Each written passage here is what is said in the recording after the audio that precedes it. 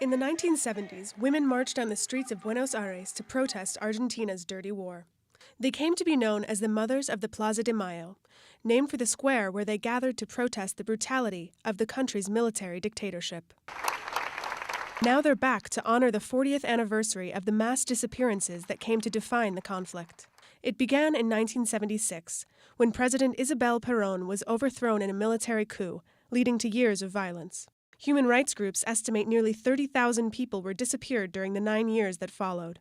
Still today, the fate of most of those who vanished is unknown.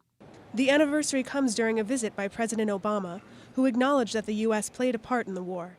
Previously disclosed documents show that then Secretary of State Henry Kissinger approved of the tactics used against civilians and urged the government to continue, saying, "The quicker you succeed, the better. The human rights problem is a growing one. We want a stable situation. We won't cause you unnecessary difficulties."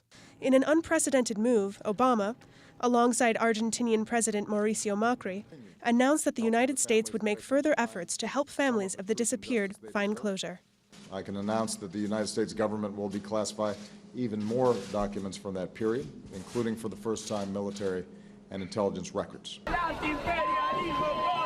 But some are not ready to forgive the U.S. With respect to Obama's visit, of course, for us this president, beyond the person of Obama, represents a country, and this country has committed the greatest genocides in the history of humanity. 4 decades later, the people of Argentina wait to learn the fates of their loved ones, now hoping that these new documents will bring them closer to the truth. Anne Bolano, Al Jazeera.